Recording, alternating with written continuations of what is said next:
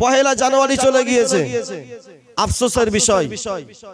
পয়লা জানুয়ারিতে তারা গান বাজিয়েছে, তারা এই সুন্দর মাহফিল কায়েম করার তৌফিক তাদের হয়নি। তারা রাস্তায় গাড়িতে ডিজে বাজিয়েছে, গান বাজিয়েছে।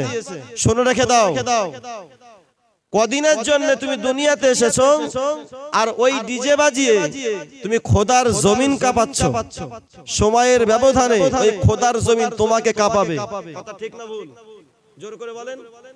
ডিজে মানে কি জানেন? ডি মানে ডাইরেক্ট, হচ্ছে তো নাকি? ডি মানে ডাইরেক্ট, আর জে মানে জাহান্নাম। ডিজে, ডি মানে ডাইরেক্ট, জে মানে জাহান্নাম, ডাইরেক্ট জাহান্নাম। ভুল হয়নি তো নাকি? তুমি খোদার জমিন কাঁপাচ্ছ পয়লা জানুয়ারিতে। তুমি তো পারতে এত সুন্দর মাহফিল করাতে, তুমি তো পারতে অসহায় গরিব এতিম মিসকিনদেরকে কিছু বস্ত্র দিতে, তুমি তাদেরকে খাওয়াতে পারতে, তুমি কিছু পয়সা মসজিদে দান করতে পারতে। অথচ যে গান বাজনাটা আমার দেশের মুসলমানেরা করছে, ওই গান বাজনাটা হলো আমার অন্য ধর্মের ব্যক্তিদের কাছে, তাই তো নাকি? ওটা কি আমাদের জন্য?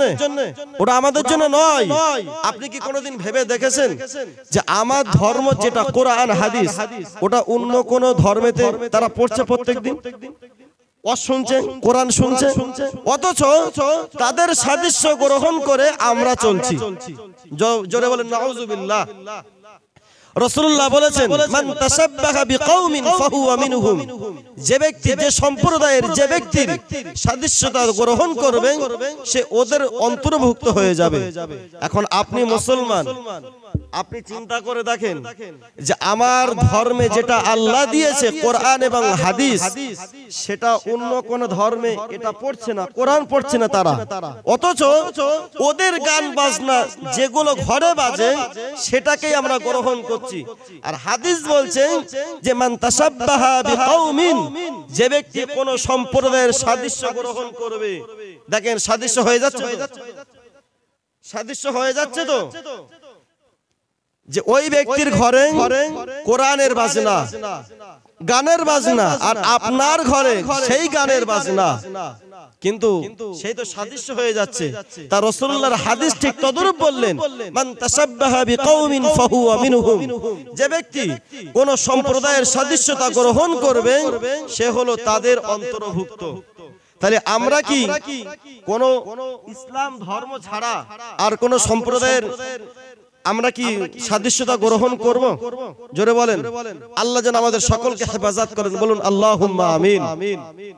তাহলে এই ফেরেশতারা আল্লাহর দরবারে গিয়ে বলবে, ও রব্বি আল্লাহ পাক, তারা এত রাত জেগে আপনার কোরআনের কথা শুনছিল। আল্লাহ ওরা তো মুমিন বান্দা, আল্লাহ ওরা তো আপনার কাছে ক্ষমা চাইছে, আল্লাহ ওদেরকে আপনি মাফ করে দেন। আল্লাহ ওরা আপনার হাবিবের কথা শুনছে, আল্লাহ ওদেরকে আপনি মাফ করে দেন। মহান আল্লাহ পাক ওই ফেরেশতাদের কথা শুনে এই বান্দা বান্দির উপরে আল্লাহ খুশি হয়ে তাদেরকে ক্ষমা করে দেন, বলুন সুবহানাল্লাহ। ঈমানদার কারা? কোরআন শরীফে মহান আল্লাহ বলেছেন, الذين يؤمنون بالغيب ويقيمون الصلاة ومما رزقناهم ينفقون।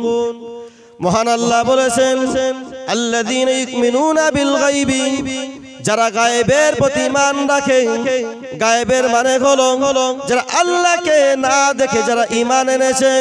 ইউমিনুনা বিল গায়বি, আল্লাহকে অদৃশ্যের প্রতি বিশ্বাস রেখে যারা ঈমান এনেছে। ওয়া ইউকিমুনাস সালাতা, যারা সময় অনুপাতে নামাজ পড়ে। ওয়া মিম্মা রাযাকনাহুম ইনফিকুন, আমি আল্লাহ পাক রব্বুল আলামিন তাদেরকে ধন সম্পদ দিয়েছি। তাদেরকে যে ধন সম্পদ দিয়েছি ওই ধন সম্পদ হতে তারা আল্লাহ রাস্তায় ব্যয় করে। সুবহানাল্লাহ, সুবহানাল্লাহ বলে দিতে হবে নাকি? বুঝে নেবেন এই জায়গায়। তাহলে আল্লাহ বললেন, আল্লাযীনা ইউমিনুনা বিল গায়ব, যারা আমাকে না দেখে যারা ঈমান এনেছে তারাই হলো প্রকৃত ঈমানদার। ওয়া ইউকিমুনাস সালাতা, যারা সময় অনুপাতে নামাজ কায়েম করে। অমিম্মা রাযাকনাহুম ইনফিকুন, আমি আল্লাহ তাদেরকে যে ধন সম্পদ দিয়েছি সেই ধন সম্পদ থেকে তারা আল্লাহ পাকের রাস্তায় ইসলামী কায়েম মাকামের উপরে তারা তাদের অর্থগুলোকে ব্যয় করে। বলুন সুবহানাল্লাহ। তারাই হলো প্রকৃত ঈমানদার। তারপরে আল্লাহ বললেন ওয়াল্লাযীনা ইউমিনুনা বিমা উনজিলা ইলাইকা, আমি আল্লাহ পাক রব্বুল আলামিন ও নবী তোমার উপরে যে কিতাব আমি আল্লাহ অবতীর্ণ করেছি এবং তোমার পূর্বের নবীর উপরে যে সমস্ত কিতাব আমি আল্লাহ অবতীর্ণ করেছি, এই কিতাবের প্রতি যারা ঈমান আনবে ওরাই হলো প্রকৃত ঈমানদার। সুবহানাল্লাহ। আমার নবীর উপরে কি কিতাব নাজিল হয়েছে জোরে বলেন? আল কোরআনুল কারীম। তাহলে আমরা সেই কোরআনের উপরে বিশ্বাস রেখেছি। আল্লাহর দরবারে ইনশাআল্লাহ আমরা এটা বলতে পারবো, আল্লাহ আপনি যেটাই বলেছেন, আপনি যে কোরআনটা পাঠিয়েছেন তার উপর আমরা বিশ্বাস করেছি। বলুন সুবহানাল্লাহ। তারপরেই আল্লাহ বললেন উলাইকা আলা হুদাম মির রাব্বিহিম, ওই সমস্ত ব্যক্তিরাই হলো তাদের রবের প্রভুর পক্ষ হতে, তাদের প্রভুর পক্ষ হতে আলা হুদাম মির রাব্বিহিম, ওরাই হলো হেদায়েতের উপরে, ওয়া উলাইকা হুমুল মুফলিহুন, এবং ওই সমস্ত ব্যক্তিরাই হলো সফলকাম। সুবহানাল্লাহ। তাহলে কোন কোন জিনিস যারা আল্লাহকে না দেখে বিশ্বাস করেছেন, নামাজ কায়েম করেছেন এবং আমি আল্লাহ তাদেরকে যে রিজিক দিয়েছি সেই রিজিক থেকে তারা যা খরচা করে এরাই হলো প্রকৃত ঈমানদার। তারপরে আল্লাহ বললেন ও নবী আমি আপনার উপরে যেটা অবতীর্ণ করেছি এবং আপনার পূর্বে নবীদের উপরে যেটা অবতীর্ণ করেছি এর উপরে যারা বিশ্বাস রাখবে এরাই হলো প্রকৃত ঈমানদার। বলুন সুবহানাল্লাহ। এখন আপনি বলেন ঈমানদারের জায়গা কোথায়? ঈমানদারের জায়গা কোথায়? আচ্ছা, ঈমানদাররা সফল কাম না বেসফল কাম? অবশ্যই তারা কি সফল কাম। সেই জন্য আল্লাহ চ্যাম্পিয়ন বললেন উলাইকা আলা হুদাম মির রাব্বিহিম, যারা এই বিশ্বাসগুলো করেছে ওরা হলো তাদের প্রভুর পক্ষ হতে হেদায়েতের উপর। একবার জোরে বলুন সুবহানাল্লাহ। ওয়া উলাইকা হুমুল মুফলিহুন, এবং ওরাই হলো প্রকৃত সফল কাম। তাহলে ফারিস্তারা বলবে ও রব্বি আল্লাহ, ওরা তো ঈমান এনেছে আপনার উপরে, ওরা তো আপনার গায়েবের প্রতি বিশ্বাস রেখেছে। আল্লাহ যে বান্দারা এত রাতে এন্দুয়া এলাকাতে বসে বসে আপনার কোরআনের কথা শুনছে, ওরা তো আপনার কোরআনকেও তো বিশ্বাস করেছে। আল্লাহ ওদেরকে মাফ করে দেন। আল্লাহ পাক রব্বুল আলামিন ওই সমস্ত ব্যক্তিদের উপরে খুশি হয়ে আল্লাহ তাদেরকে নাজাতের ওসিলা বানিয়ে দেন। বলুন সুবহানাল্লাহ। আল্লাহ আমাদেরকে আল্লাহ কিসের জন্য সৃষ্টি করেছেন? আল্লাহ পাক আমাদেরকে সৃষ্টি করেছেন। কোরআন শরীফে আল্লাহ বলেছেন ওমা খালাকতুল জিন্না ওয়াল ইনসা ইল্লা লিয়াবুদুন, যে আমি আল্লাহ মনুষ্য জাতিকে এবং জিন জাতিকে আমি আল্লাহ আমার দুনিয়াতে প্রেরণ করেছি আমার ইবাদত উপাসনা করার জন্য। বলুন না সুবহানাল্লাহ। এখন কাজ হলো যে আমরা ঈমানদার, এইগুলোর প্রতি বিশ্বাস রেখেছি, এবার সাথে সাথে আমার করা লাগবে আল্লাহ পাকের ইবাদত, তাই তো নাকি? এখন ইবাদত যদি আমি আপনি নাই করেন তাহলে আল্লাহ পাক যেটা বললো যে উলাইকা হুমুল মুফলিহুন, ওরাই হলো সফল কামের উপরে, তখন আপনি এর থেকে খারিজ হয়ে যাবেন, আলাদা হয়ে যাবেন। আমার কথা বুঝতে পারছেন না? তখন আপনি এই দল থেকে আপনি আলাদা হয়ে যাবেন। আল্লাহ পাক যেন আমাদের সকলকে এই বিষয়গুলোর উপর আমল করার তৌফিক দেন। বলেন আল্লাহুম্মা আমিন। তা আল্লাহ বলেছেন ওমা খালাকতুল জিন্না ওয়াল ইনসা ইল্লা লিয়াবুদুন, যে আমি আল্লাহ মানুষকে দুনিয়ার জীবনে প্রেরণ করেছি আমার ইবাদত উপাসনা করার জন্য, আমার বান্দাগি করার জন্য। এখন আল্লাহ যে উদ্দেশ্য আমাদেরকে প্রেরণ করেছে, এখন সেই খেলাফ যদি আমি আপনি চলি তাহলে এটা আল্লাহ পাকের ঘোষণা অনুযায়ী কি আমল করা হচ্ছে? হচ্ছে না তো। মুয়াজ্জিন আযান দিচ্ছে হাইয়া আলাস সালাম, এসো নামাজের দিকে, হাইয়া আলাস সালাম, এসো নামাজের দিকে, হাইয়া আলাল ফালাহ, এসো কল্যাণের দিকে, এসো কল্যাণের দিকে। আমি আপনি মুসলমান, আল্লাহ পাক তো ঘোষণা করেই দিয়েছেন, আমি আমার বান্দা বান্দীদেরকে দুনিয়ার জীবনে প্রেরণ করেছি আমার ইবাদত উপাসনা করার জন্য।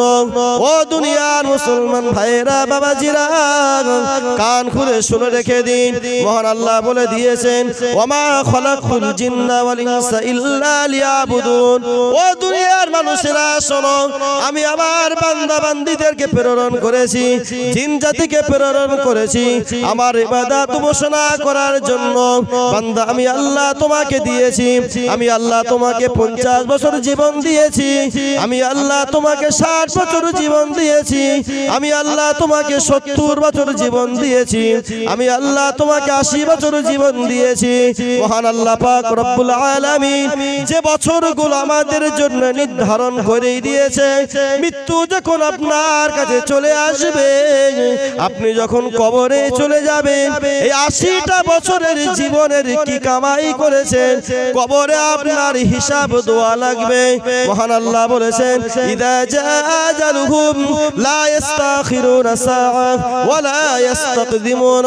ও আমার বান্দা বান্দীরা শুনে রেখে দাও, আল্লাহ বলে দিয়েছেন ইদা জাআ আজালুহুম, যখন মানুষের কাছে নির্দিষ্ট সময় চলে আসবে, লা ইস্তাখিরুনা সাআ, 1 মিনিট পরেও হবে না, ওয়া লা ইস্তাকদিমুন, 1 মিনিট আগেও হবে না। ও আমার ভাইরা বাবাজিরা, কান খুলে শুনুন, আল্লাহ আমাদের যে জীবনটা দিয়ে দিয়েছে, নির্দিষ্ট সময়ে জীবন দিয়ে দিয়েছে, আপনি ভাববেন না যে আমি 50 বছর বেঁচে থাকবো, আপনি ভাববেন না 60 বছর বেঁচে থাকবো, আপনি ভাববেন না আমি 100 বছর বেঁচে থাকবো, আপনি ভাববেন না 110 বছর বেঁচে থাকবো। এই ধারণা যদি আপনি করে থাকেন, অবশ্যই আপনি ভুল করেছেন। মহান আল্লাহ জানিয়ে দিয়েছেন ইদা জাআ আজালুহুম লা ইস্তাখিরুনা সাআতাও ওয়া লা ইস্তাকদিমুন। ও আমার বান্দা বান্দীরা শুনে রেখে দাও, তোমার কাছে যখন নির্দিষ্ট সময়ে চলে আসবে মউতের, তুমি চিন্তা করো না 1 মিনিট পরে যে হবে, 1 মিনিট আগেও হবে না, না না, নির্দিষ্ট সময়ে আপনার মৃত্যু চলে আসবে, 1 মিনিট আগেও হবে না, পরেও হবে না। আপনি চিন্তা করবেন ও রব্বি আল্লাহ পাক, আপনি আমার মৃত্যু দেবেন না এখন, কিন্তু আপনার যখন নির্দিষ্ট সময়ে চলে আসবে, আল্লাহ আপনার ওই কথাকে শ্রবণ করবে না। মহান আল্লাহ রাব্বুল আলামিন কোরআন শরীফে জানিয়ে দিয়েছেন আইনামা তাকুনু ইদরিকুমুল মাউতু ওয়ালাউ কুনতুম ফি বুরুজিম মুশাইয়াদা।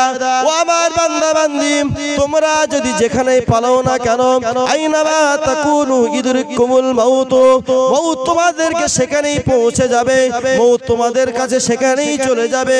ওয়ালাউ কুনতুম ফি বুরুজিম মুশাইয়াদা, যদি তুমি কঠিন দুর্গের মধ্যে থাকো না কেন, আপনি যদি কাচের ঘরের মধ্যে থাকেন না কেন, আপনি যদি 7 জমিনকে খুনে, যদি 7 জমিনের নিচে যদি খুনে থাকেন, সেখানেও আজরাইল আলাইহিস সালাম চলে যাবে। আপনি যদি 7 জমিন খুঁড়ে যদি নিচেই চলে যান, আজরাইল আলাইহিস সালাম সেখানে চলে যাবে। মৃত্যু থেকে বাঁচতে পারবেন? জোরে বলেন, বাঁচতে পারবেন?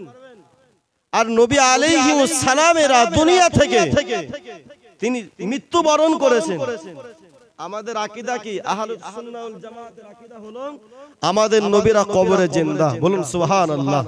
কিন্তু আল্লাহ বলেছেন যে প্রত্যেক ব্যক্তিকেই মরণের স্বাদ গ্রহণ করতেই হবে।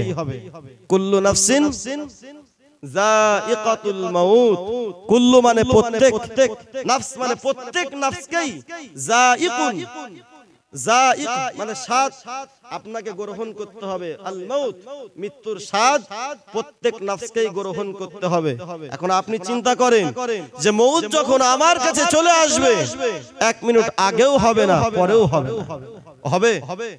জোর করে বলেন না হবে? আপনি যদি বলেন ও রব্বি আল্লাহ, আপনি আমাকে একবার সুযোগ দেন, দুনিয়াতে আবার গিয়ে আপনার ইবাদত করব, এই সুযোগ কি আপনার কাজে আসবে? কখনোই নয়। এই সুযোগ আপনার কখনোই কাজে আসবে না। আচ্ছা, আল্লাহ আমাদেরকে যখন বানিয়েছিলেন তা আল্লাহ আমাদেরকে উদ্দেশ্য কি করে পাঠিয়েছেন? আল্লাহ পাকের ইবাদত করার জন্য। এখন আমি যদি আল্লাহ পাকের ইবাদত যদি নাই করি, তা আমার আল্লাহ পাকের কোনো যায় এসে যাবে? বলেন না। এই আমরা যা ইবাদত করছি, এটা হলো আমাদের জাহান্নাম থেকে মুক্তি পাওয়ার জন্য। আল্লাহর রহমত ছাড়া আল্লাহ পাকের জান্নাতে যাওয়া যাবে না।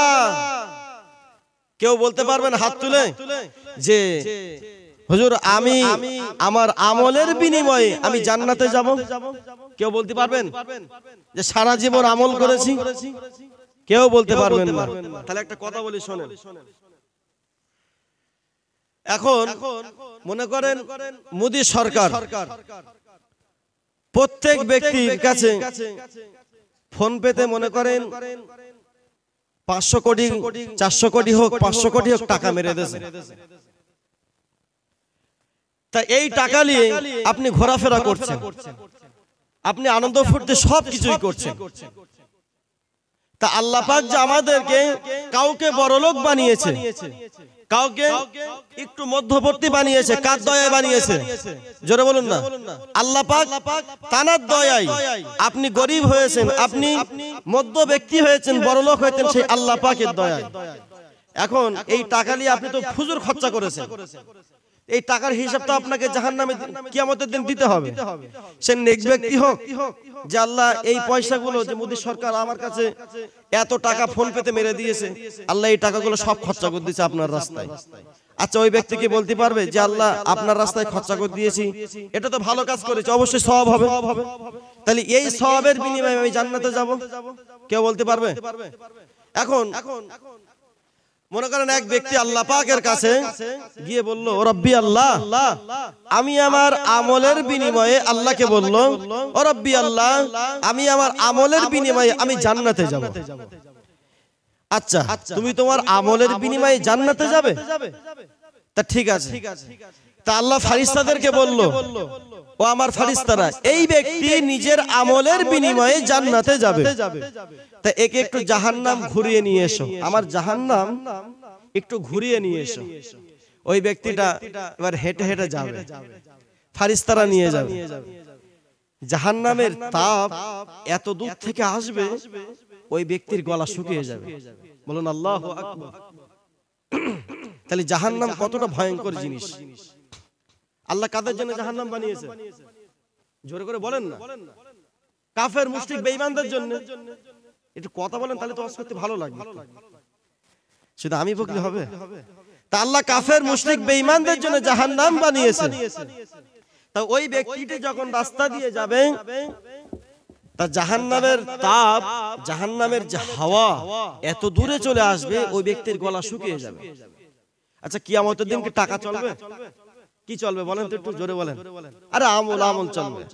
তো ওই ব্যক্তি যে আল্লাহর কাছে বলেছিল, রব্বি আল্লাহ পাক, আমি আমার আমলের বিনিময়ে জান্নাতে যাব, তা আল্লাহ ফারিস্তাদেরকে বললেন, ফারিস্তা একে নিয়ে যাও।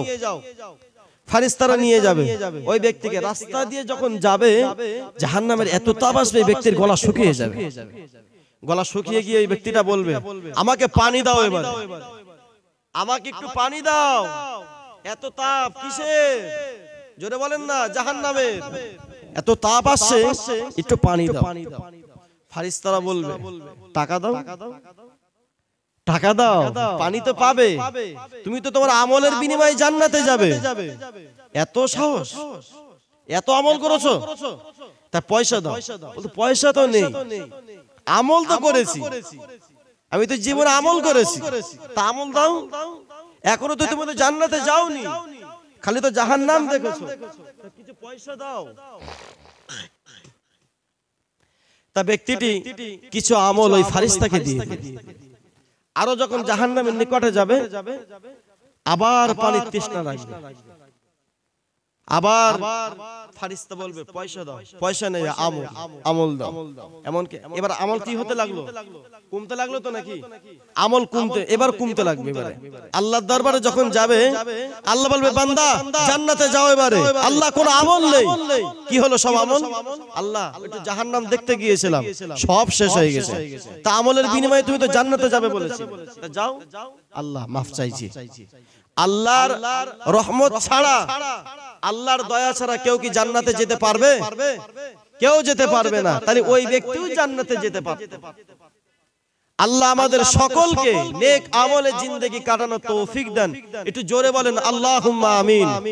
তা আল্লাহ আমাদেরকে পাঠিয়েছিলেন কিসের জন্য? ইবাদত করার জন্য। মহান আল্লাহ পাক রব্বুল আলামিন কোরআন শরীফের মধ্যে বলেছেন, আমাল হায়াতুদ দুনিয়া ইল্লা মাতাউল গুরুর। এই দুনিয়াটা ধোঁকা ছাড়া আর কিছুই নয়, দুনিয়াটা মজমস্তি ছাড়া আর কিছুই নয়। ও বান্দা, আমি তোমাকে হায়াত দিয়েছি, ওই হায়াতে তুমি ভালো কাজে লাগাও। আমি তোমাকে সুন্দর জীবন দিয়েছি, ওই জীবনটা তুমি ভালো কাজে লাগাও। আমি তোমাকে পয়সা দিয়েছি, ধন সম্পদ দিয়েছি, ওই ধন সম্পদ গুলো তুমি ভালো কাজে লাগাও, খারাপ কাজে লাগিও না। আল্লাহ বলে দিয়েছেন, আমাল হায়াতুদ দুনিয়া ইল্লা মাতাউল গুরুর।